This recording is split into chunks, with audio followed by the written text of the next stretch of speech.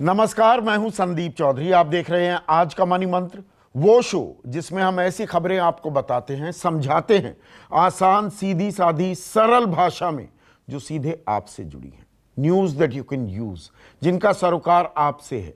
आपकी आमदनी, आपका खर्च, आपकी नौकरी, आपकी गृहस्थी, देश की अर्थव्यवस्था से जुड़ी खबरें, जो खबरें आपको समझनी चाहिए। कोई समझाता नहीं है, कोई आपको बताता नहीं है, कोई राजनीति नहीं, कोई हिंदू मुसलमान नहीं, कोई भारत पाकिस्तान नहीं।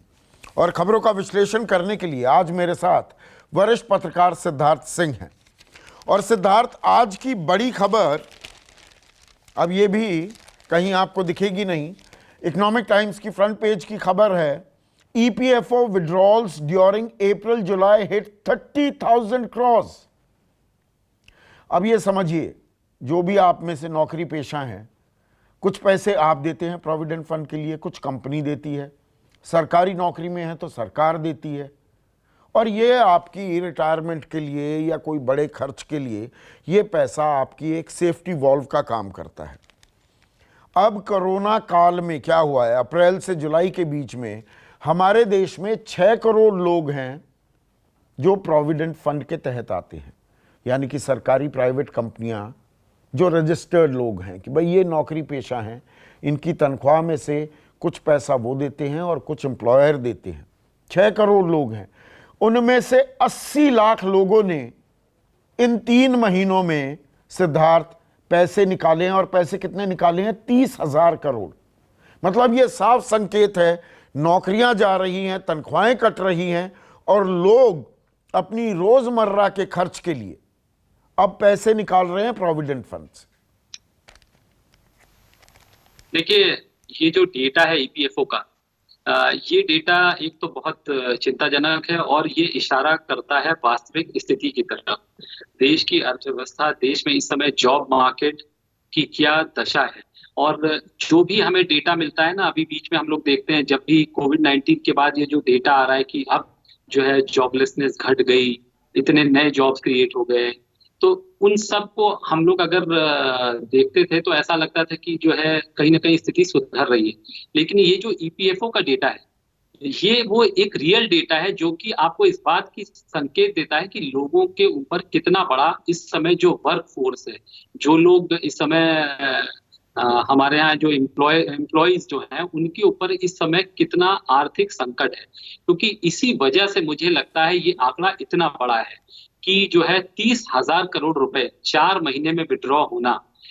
मतलब मुझे पता नहीं, अगर उन्होंने इसके समकक्ष जो सेम पीरियड लास्ट ईयर का अगर डेटा दिया हो तो उससे भी हमको ये पता लग जाएगा कि ये कितना जो है, मतलब ये देखिए, ज्यादा है। FY20 में, मतलब पिछले साल 2019-20 में कुल मिलाकर 72,000 करोड़ का डिसबर्सल हुआ था।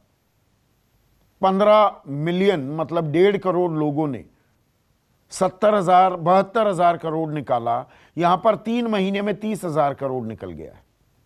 हाँ, और ये संख्या केवल 80,000 लोग हैं, उसमें जो है आप 80 जो बता लाख रहे हैं उसमें डबल है। हाँ वो ऑलमोस्ट डबल है आंकड़ा, हाँ। जिन्होंने 72,000 रुपए निकाले। तो और ये पैसे कब के लिए होते हैं? ऐसे समय के लिए होते हैं जब आपकी स्थिति जो है, आपके ऊपर संकट हो, या सोशल सिक्योरिटी, या जो है आपके रिटायरमेंट के लिए ये जमा पूंजी, इसका जो मकसद वही होता है। या किसी आप मतलब अपना मकान खरीद रहे हो, या आपके ऊपर कोई मेडिकल इमरजेंसी हो, तो ये एकदम साफ दर्शाता है कि कोविड काल के, मतलब देखिए इमीडिएटली कितना बड़ा इम्पैक्ट आया है लोगों पे, कि वो एकदम से उन्होंने जो अपनी जमा पूंजी जो ऐसे समय के लिए रखी थी, जो कि जब वो किसी बड़े संकट में हो तो उसका सहारा लोग ले रहे हैं।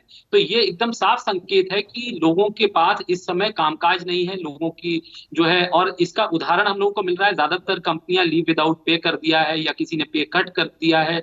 कई सेक्टर हैं जो एकदम खत्म ही हो गए हैं, जहां रेस्टोरेंट, होटल, मतलब वहां तो आपको मतलब जॉब ही खत्म हो गया है, नौकरियां हैं ही नहीं। तो इस समय लोगों को अपना मतलब जो गुजारे के लिए, मतलब किसी तरह अपना काम, अपनी जो जरूरतों को मीट करने के लिए, वो शायद ईपीएफओ में जो उनकी जमा पूंजी है उसका सहारा ले रहे हैं। तो एविएशन काफी सेक्टर की हमने बहुत बात की है। इंडिगो अब 15 से 35% और तनख्वाहें काट रहा है सीनियर लोगों की।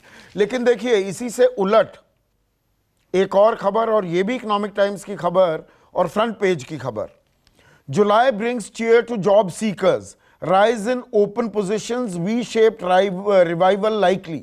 यानी कि जुलाई के महीने में, इस महीने में जो नौकरी की ऑप्शंस हैं वो बढ़ गई हैं। यहां बताया जा रहा है 1.5 लाख एक्टिव जॉब ओपनिंग्स इन जुलाई। तो एक तरफ ईपीएफओ से पैसा निकाल रहे हैं लोग, यानी कि नौकरियां जा रही हैं, तनख्वाहें कट रही हैं, वो अपनी जो आगे के लिए अपनी फ्यूचर जिंदगी की जमा पूंजी को अभी इस्तेमाल कर रहे हैं। दूसरी तरफ खबर यह भी कि नहीं, जुलाई में बल्ले बल्ले हो रही है, बहुत सारे जॉब ओपनिंग्स, नौकरियां मिल रही हैं लोगों को। ये देखिए, बात ऐसी है कि ये साइमल्टेनियसली चलने वाली चीजें हैं। जहां तक पैसे निकालने की बात है, तो जिन लोगों पे संकट आया है उन्होंने अपनी जरूरत को मीट करने के लिए, क्योंकि इस समय पे तो कई लोग इस पैसे को इस्तेमाल कर रहे होंगे अपनी ईएमआई वगैरह, लोन वगैरह देने के लिए भी, कुछ और भी उनके हार्ड प्रेस्ड नीड्स होंगी। और जहां तक जॉब ओपनिंग्स की बात है, ये तो स्वाभाविक है ना, जब नौकरियां गई हैं तो अब कुछ सेक्टर्स दोबारा रिवाइव कर रहे हैं। जब हम अनलॉक हो रहे हैं, कहीं कहीं जो है चीजें सुधर रही है, खुल रहा है, तो हो सकता है वहां पे वो दोबारा लोगों को एम्प्लॉय कर रहे हो। तो इससे ये कहीं संकेत नहीं मिल रहा है कि वो जो पुरानी नौकरियां गई है तो उसके बाद जो है एकदम से ऐसा हो रहा है कि चीजें एकदम दशा और दिशा बदल रही है। मुझे नहीं लगता है। सिंपल सी बात है कि चूंकि कोविड कॉल में चीजें एकदम ठप हो गई थी, कई सेक्टर एकदम बंद हो गए थे, तो अब वो सेक्टर धीरे धीरे दोबारा खुल रहे होंगे। अब जैसे हम लोग बात कर रहे हैं, सिनेमा हॉल हैं, जिम्स हैं या रेस्टोरेंट हैं, थोड़ा थोड़ा उनका कारोबार बढ़ रहा होगा, तो इसलिए ये ओपनिंग इकट्ठा करके जब दिख रहा है तो ये नंबर बड़ा लग रहा है। लेकिन कि इससे ये कहना कि अर्थव्यवस्था पूरी तरह से पटरी पे लौट रही, लोगों के अब जॉब कट्स नहीं होंगे या लीव विदाउट पे खत्म हो जाएगा या पे कट जो हुई है वो दोबारा रिस्ट्रिक्ट, अभी तो पे कट बढ़ाई जा रही है ना। कई सेक्टर में तो हम लोग देख रहे हैं लोगों की तनख्वाहें और काटी जा रही है। आपने इंडिगो का उदाहरण दिया। तो ये सब, ये मुझे जो डेटा है इसको अब किस तरह से हम लोग इंटरप्रेट कर लें, ये हमारे ऊपर है। कोई कंपैरिजन में ये तो बताए कि कितनी नौकरियां अभी तक लोगों की गई हैं, और मेरा मानना है कि बहुत बड़ी संख्या में लोगों की नौकरियां गई हैं। तो जो ये 1.5 लाख ओपनिंग हम लोग दिखा रहे हैं, ये इसको मैं एकदम एक टेम्परेरी फिनोमेना मानता हूं कि ठीक है, कुछ सेक्टर्स खुल रहे हैं तो शुरुआत हो रही है, तो लोगों को अब दोबारा वो लोगों को नौकरियों पे बुला रहे होंगे। कितनी तनख्वाहें दे रहे हैं, कितने दिन के लिए देंगे तनख्वाहें, तो ये सब भी तो है ना। बिल्कुल। और ये देखिए समस्या कितनी विकराल होती जा रही है। उससे जुड़ी 3 खबरें हैं, अलग अलग अखबारों ने अलग अलग तरीके से इन खबरों को पेश किया है। बिजनेस स्टैंडर्ड क्या कहता है? शक्तिकांत दास जो आरबीआई गवर्नर हैं, वो कह रहे हैं look beyond banks to fund infra, यानी कि आधारभूत ढांचे में निवेश के लिए पैसे की जो जरूरत होती है, अब कंपनियां बैंकों की तरफ ना देखें। बैंक आपको पैसा नहीं देंगे क्योंकि उनको बैड लोन्स का खतरा उनके सर पर मंडरा रहा है। और हमने पहले बताया था दर्शकों को, अब जो एनपीएस हैं बैंक्स के, वो 14.7 पौने 15% हो गए हैं, 8.5% होते थे। इकोनॉमिक टाइम्स क्या कह रहा है? Banks can't fund infra plans, need to find new ways. यानी कि बैंकों के पास भैया पैसा नहीं है, अब कोई और जुगाड़ कीजिए, कोई और तरीका देखिए इन पैसों का बंदोबस्त करने के लिए। ये आरबीआई के गवर्नर कह रहे हैं। देखिए, जो 2010 से 12 के बीच में मैं कहूंगा, या हम दो और पीछे चले जाएं थोड़ा सा, 2007 से 2012 के बीच में बैंक्स ने बड़े बड़े स्केल पे इंफ्रास्ट्रक्चर में जो है लोन्स दिए इंफ्रास्ट्रक्चर सेक्टर में। लेकिन हुआ ये कि दुनिया में मंदी आई, हिंदुस्तान में भी मंदी आई, इकोनॉमिक स्लो डाउन हुआ और पावर सेक्टर वगैरह में जो है बैड लोन्स की संख्या बहुत ज्यादा बढ़ी। तो इस वजह से ये बात एकदम सामने आई कि अब बैंक्स को जो है इंफ्रास्ट्रक्चर लेंडिंग से जो है अपने पैर जो है पीछे खींचने होंगे, क्योंकि इंफ्रास्ट्रक्चर में जो बैंक्स के बैड लोन थे या ऐसे कर्ज जो लोगों ने उन्हें लौटाए नहीं, इंफ्रास्ट्रक्चर क्षेत्र में जो लोन लिए गए, तो वो उनकी संख्या बहुत बड़ी थी। और तकरीबन मुझे लगता है 2013-14 के बाद से जो बैंक्स के बैड लोन्स थे, इंफ्रास्ट्रक्चर के हों या अन्य तरह के बैड लोन, उनकी संख्या या उनका अनुपात बहुत ज्यादा हो गया था। किसी तरह हम मार्च 2020 तक उनको नीचे लेके आए थे। लेकिन हुआ क्या कि सडनली फिर कोविड आ गया। कोविड का इम्पैक्ट इतना ज्यादा है कि मतलब पूरी अर्थव्यवस्था चरमरा गई है। तो ये बात निश्चित है, और रिजर्व बैंक ने इस बात की तरफ सचेत भी कर दिया है कि अगले साल मार्च तक इसका अनुपात, जो बैड लोन्स का अनुपात, फिर से बढ़ के जो है 8.5% से तकरीबन 15% तक हो सकता है। और जहां तक इंफ्रास्ट्रक्चर की जो में लेंडिंग की बात है कि बैंक सब इससे जो है कतरा रहे हैं। देखिए बैंक अब वैसे भी लोन देने से बच रहे हैं, इस समय लोन देना नहीं चाहते। सबको ये पता है कि किसको कर्ज दे, क्योंकि कहीं डिमांड नहीं है, कहाँ पे किस बात के लिए लोन देंगे, कोई श्योरिटी नहीं है, अनसर्टिनिटी नहीं है कि इकोनॉमिक रिवाइवल पर कब यहां होगा। पर साथ ही दूसरा साथ तो सिद्धार्थ, शक्तिकांत दास, ये इंडियन एक्सप्रेस की खबर है, big push to targeted mega infra projects can reignite economy. तो बड़ा पुश दीजिए मेगा इंफ्रा प्रोजेक्ट्स को, पर बैंक लोन नहीं दे पाएंगे तो वो पैसा कहां से आएगा? हवा से आ जाएगा। जी, तो ये जो बात हो रही है, एक तो देखिए इंफ्रास्ट्रक्चर स्पेंडिंग, जो इंफ्रास्ट्रक्चर के जो लोन्स होते हैं संदीप, वो तकरीबन उनकी जो मियाद होती है वो 30 साल, 20 से 30 साल तक के वो लोन्स होते हैं। और बैंक्स इतना ज्यादा वेट नहीं करना चाहते, बैंक्स के पास इतनी वो नहीं है स्पेस कि वो 20 साल 30 साल और उस स्केल पे, क्योंकि इंफ्रास्ट्रक्चर के लिए बड़ा साइज चाहिए लोन्स का। तो इसीलिए सरकार ने कुछ पीछे कदम उठाए थे, एक national investment and infrastructure fund भी बनाया था।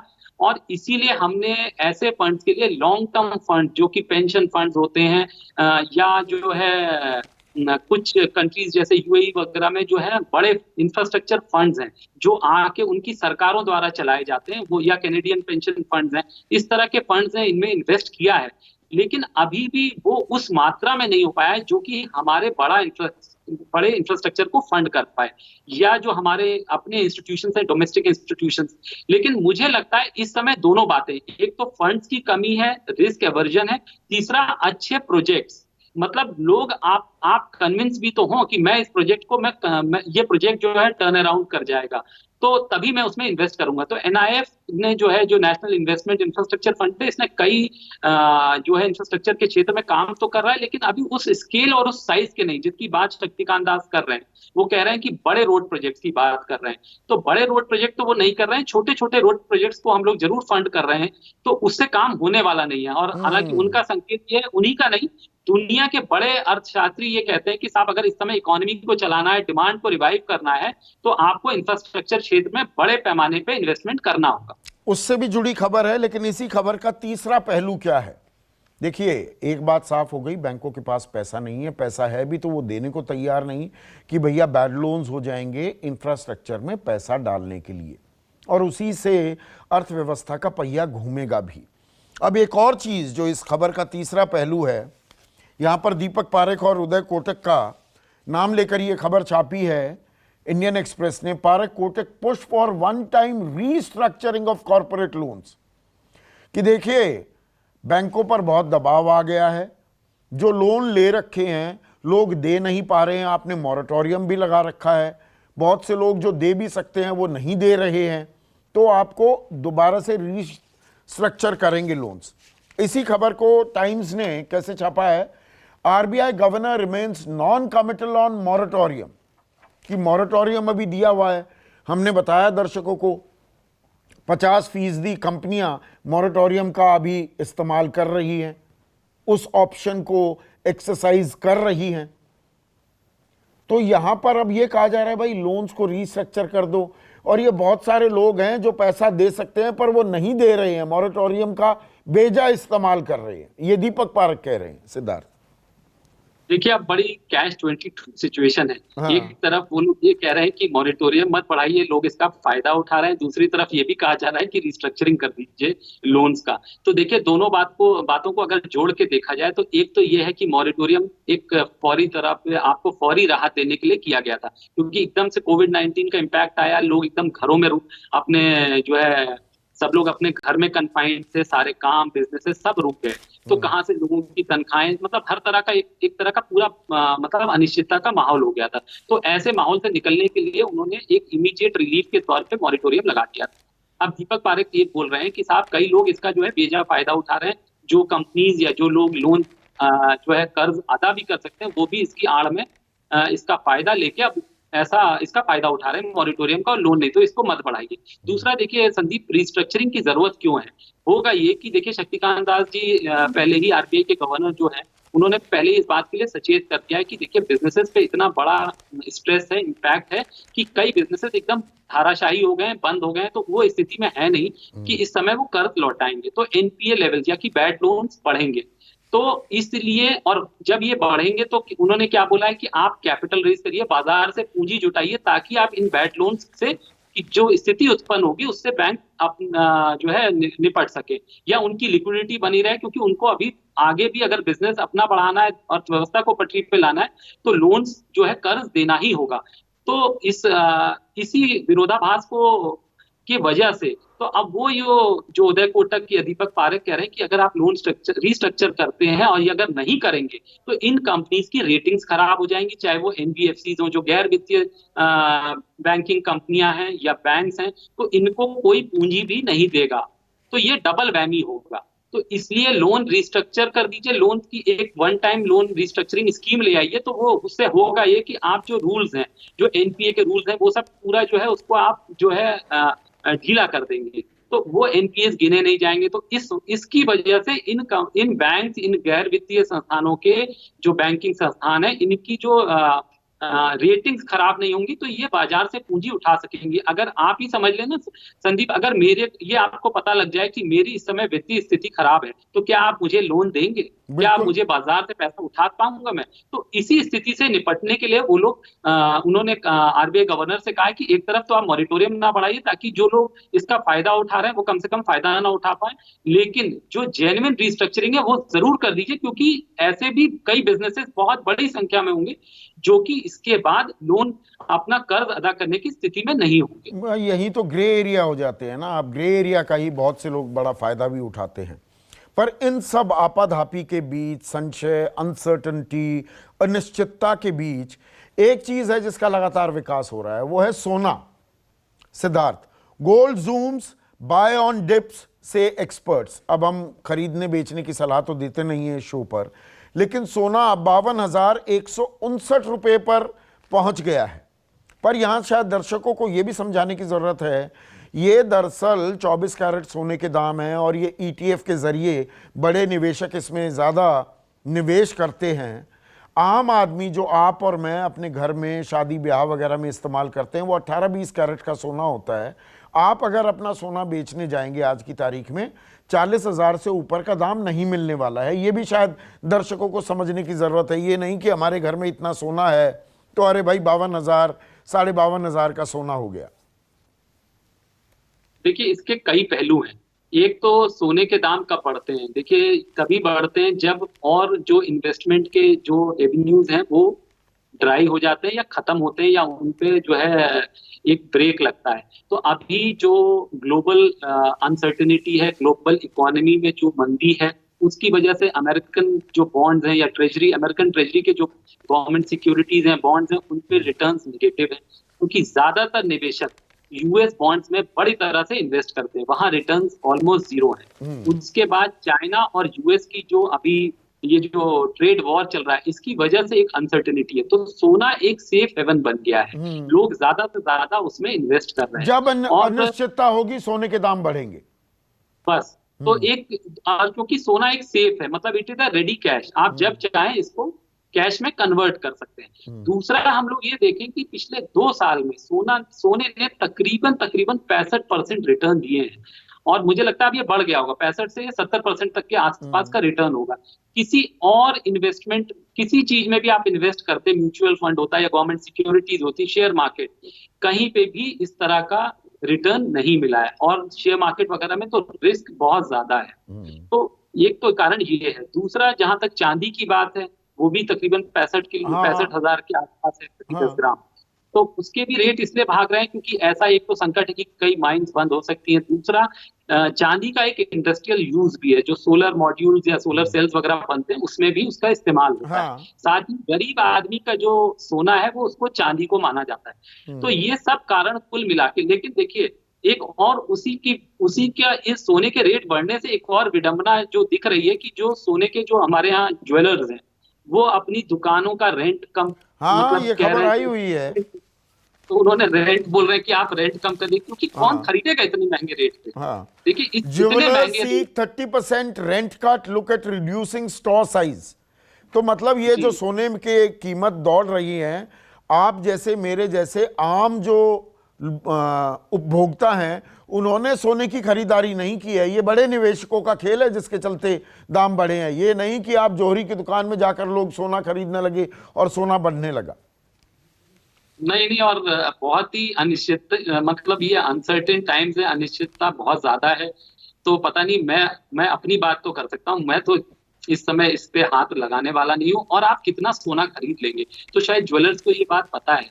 जो लोग, जिनके घरों में मजबूरी है, शादी ब्याह है, तो जरूर है, क्योंकि हिंदुस्तान में नहीं नहीं, वो तो सोना। सोना आपको जौहरी के पास अब जाकर खरीदने की जरूरत नहीं। दर्शकों को ये जानकारी दे दें, अब तो ईटीएफ जैसे आप म्यूचुअल फंड खरीदते हैं और उसमें स्टॉक्स होते हैं, शेयर्स होते हैं कि भाई ब्लू चिप वाला आपने लिया है या मिड कैप वाला लिया है, ये ईटीएफ आप सीधा खरीदिए। आपके कोई ईंट रखने की या सोने के सिक्के या बार्स रखने की अब जरूरत नहीं है। आप सीधा एक क्लिक पर खरीद सकते हैं और बेच सकते हैं। नहीं, ज्वेलर्स की तो जहां, लेकिन संदीप, यहाँ पे एक जो बात आप कह रहे हैं ना, ईटीएफ वगैरह के माध्यम से, हिंदुस्तान में इतने लोग अभी भी एजुकेटेड नहीं है जो इस तरह से खरीद मैं रहे हैं। इसीलिए जानकारी के तौर पर लोगों को बता रहा हूं। जी जी बिल्कुल, हाँ, ये बात आपकी बिल्कुल सही है। और कई बार आपको फिजिकल गोल्ड इसलिए संदीप खरीदना पड़ता है क्योंकि शादी ब्याह में तो हिंदुस्तान में वो बहुत, हाँ, मतलब उसको बड़ी बारीकी से देखा जाता है कि भाई कितना सोना चढ़ा, क्या क्या मिला, क्या नहीं मिला। तो ये इस देश की सच्चाइयां हैं। और अब कोविड टाइम्स में जो सबसे ज़्यादा ज़रूरत है और सबसे ज़्यादा परेशानी का भी सबब है, आप और मैं अब डिजिटल माध्यम से एक दूसरे से जुड़े हुए हैं। खबर क्या है ये? MPs fume at MTNL's internet service quality. अब जितने हमारे सांसद हैं इनको एमटीएनएल के फ़ोन दिए जाते हैं। इनके पास बहुत सारा सामान आ रहा है, जो पार्लियामेंट की प्रोसीडिंग्स हैं, कमिटीज़ की रिपोर्ट्स हैं, पहुंच ही नहीं पाती हैं क्योंकि हाई स्पीड ब्रॉडबैंड फैसिलिटीज़ जो हैं वो काम ही नहीं कर पा रही हैं। जैसा आपसे और हम दोनों भी बात कर रहे हैं, थोड़ी दिक्कत आती है, बीच बीच में कनेक्शन कटते हैं। अब ओम बिरला ने, लोकसभा के स्पीकर ने भी इस बात का संज्ञान ले लिया है।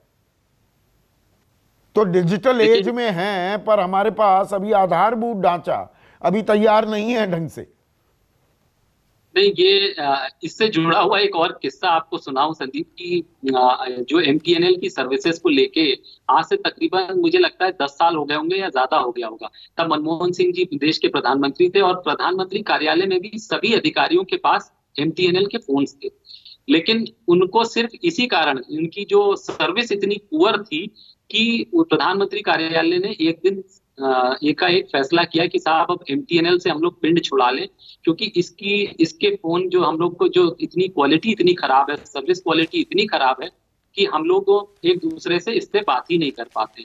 तो वो भी शायद अब प्राइवेट ऑपरेटर के ऊपर डिपेंड करते हैं, या कि उन्होंने ऑपरेटर बदला था, या ऐसा कुछ किस्सा एक बार मुझे याद आता है। तो वही हमको लगता है कि जो हम अभी भी सरकारी कंपनियों के ऊपर आधारित हैं, और ये लगातार, चाहे वो बीएसएनएल हो चाहे एमटीएनएल हो, इनको सरकार का इतना सपोर्ट होने के बावजूद अभी भी इनकी सर्विसेज सुधरी नहीं है। ये एक सच्चाई है, और यही वजह है कि अब हो सकता है कि देश की जो संसद है वहां पे भी हमको लगता है प्राइवेट ऑपरेटर की जरूरत पड़े, जो प्राइवेट इंटरनेट सर्विस प्रोवाइडर को जो है उसकी सेवाएं ली जाएं।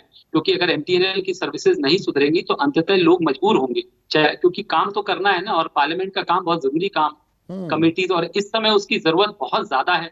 क्योंकि कोविड टाइम पे लोग फिजिकली तो पार्लियामेंट की कमेटीज की मीटिंग रोज हो नहीं रही है, ज्यादातर काम इंटरनेट के द्वारा हो रहा है, एक दूसरे से बात करनी है, तो फिजिकल मीटिंग नहीं हो रही है। तो इसलिए मुझे लगता है ये बात अब एकदम सतह पर आ गई है, सामने इतनी तेज इस पे जो है इस आवाज उठाई जा रही है।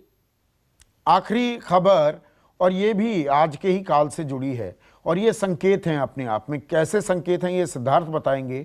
खबर हिंदुस्तान टाइम्स ने छापी है, Google will let staff work from home till next जुलाई।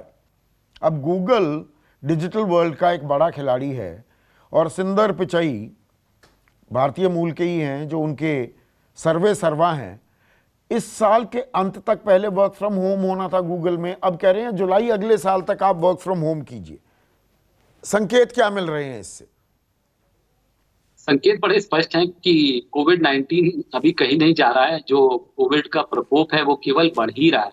हम लोग देख ही रहे हैं, आज के अखबारों में शायद हिंदुस्तान के 80% जो जिले हैं उनमें कोविड पहुंच चुका है, और हर वैसे जिले में एक डेथ, मिनिमम एक कोविड से डेथ रिपोर्ट हो चुकी है। देश तो के आधे जिलों में 500 प्लस केसेस हैं।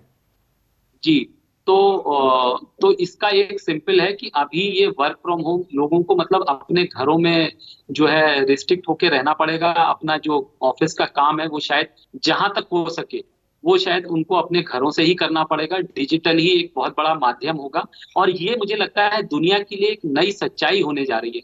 अब वो जो हम लोग आज से 1 साल पहले, 6 महीने पहले कह देते थे ना कि मैं जा नहीं पाया उस जगह पे इसलिए वो काम नहीं हुआ, तो मुझे लगता है अब वो सब जो लोग उनसे बचते थे तो अब वो जो है आपको वो एक्सक्यूज मिलेगा नहीं। और वर्क फ्रॉम होम एक रियलिटी अभी आने वाले लंबे समय तक होने वाली है।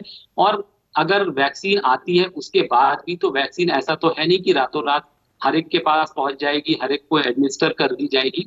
तो ये खतरा अभी बना रहेगा। और वर्क फ्रॉम होम मुझे लगता है अगले 6-7 महीने, 8 महीने, 10 महीने एक सच्चाई है। और मुझे लगता है एक और बात लगती है संदीप, हाँ, कि आने वाले टाइम में कई काम अब जो है डिजिटल माध्यम से ही होंगे। ये जो रोज लोग इससे कई लोग मतलब कई कंपनी, सरकारों का खर्च भी इस पे जो आने जाने टूर ट्रेवल पे जो खर्चा होता था वो भी कम होगा, लेकिन इसका एक नेगेटिव इम्पैक्ट होगा होटल इंडस्ट्री पे, एविएशन पे। तो दोनों बातें हमको और नहीं देखनी होगी। पर्सनली भी, और ये दर्शकों से गुजारिश भी है, ताकीद भी है, ये वक्त ऐसा है कि साइकोलॉजिकल न्यूरोलॉजिकल प्रॉब्लम्स भी होंगी। आप घर में बंधे हैं तो तनाव भी होता है, गुस्सा भी आएगा, चिड़चिड़ा भी हो जाएगा व्यक्ति। तो अपने आप को स्वस्थ भी रखिए। काम करना है घर से, बच्चे भी वहाँ पर पढ़ाई कर रहे हैं, ऑनलाइन क्लासेस कर रहे हैं। अपने आप को फ्रेश रखने के लिए, एक्टिव रखने के लिए कुछ गतिविधियाँ भी आपको करनी होंगी। यही मैं सलाह दे सकता हूँ, मैं एक्सपर्ट तो हूँ नहीं इस मामले में। आज की खबरों को आसान, सीधी सादी, सरल भाषा में समझाने के लिए सिद्धार्थ आपका बहुत बहुत शुक्रिया। आज का मनी मंत्र में बस इतना ही। नमस्कार, मैं हूं संदीप चौधरी। अगर आपको ये वीडियो पसंद आया हो तो इसे लाइक और शेयर जरूर करें, और हाँ, हमें सब्सक्राइब और फॉलो करना ना भूलें ताकि आप देश और दुनिया की कोई खबर मिस ना करें। तो जुड़िए हमारे साथ और देखते रहिए News 24।